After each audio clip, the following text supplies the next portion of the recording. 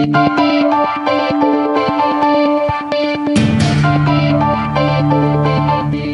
and welcome to A Spirited Debate. I'm Lauren Green.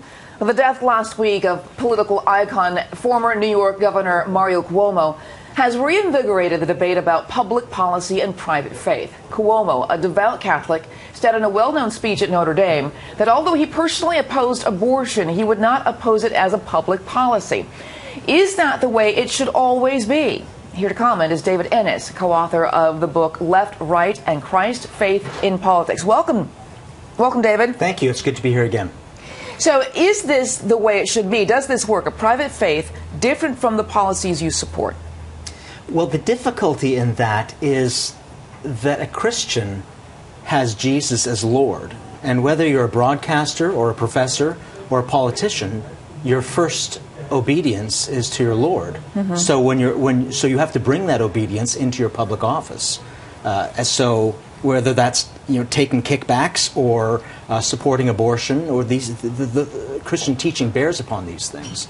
JFK said famously when he was running for office, because people feared Catholics as a politician, as a president, because they thought that the Pope would be running the country. Mm-hmm. He said, I am not the Catholic candidate for president. I am the Democratic Party's candidate for president who happens to be Catholic. That went over well with him.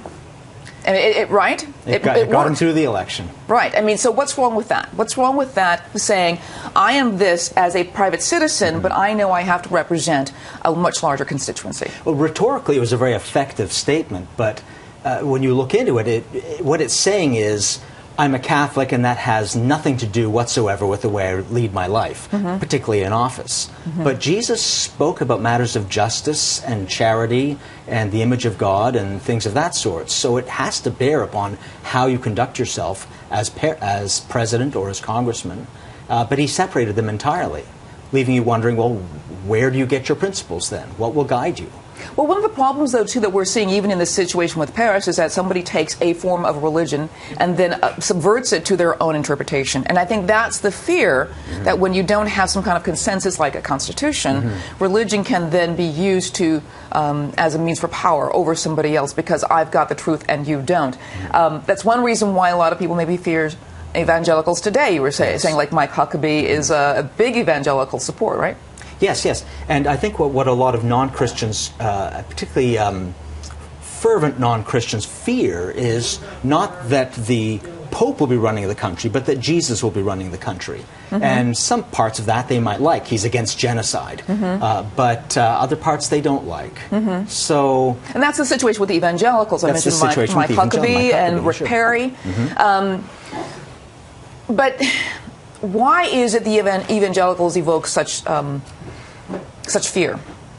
I think because they're morally serious in an age that likes to be morally flexible. Mm-hmm. Not that people who aren't Christians aren't morally serious on some things, but they like to be really flexible for whatever reason. Whereas Christians they're happy when Christians march against racism and segregation and things of this sort, but they're not happy when we speak out against abortion and some other hot button issues. Like same-sex marriage and all of those other things. Why do these things fuel such a response from religious leaders? I mean, it was agreed upon. Like Cuomo and all the rest, mm-hmm. using their faith to say, we should feed the poor. We should help the homeless. We should reach, education. But on the issue of abortion, they backed off. Why is that? Why does abortion do that? Because it gets to the issue of personal autonomy. These days we have an ethic of personal autonomy. God is not God, I'm God. I will control my life, instead of submitting your life to God or an overarching moral principle that you received and didn't invent. And abortion, at the heart of that, is I'm in control. Mm-hmm. And that gets people really upset. Whereas feeding the poor, who's against feeding the poor? It's a matter of how you do it. I mean, we can all agree that the least among us should be taken care of. Yeah.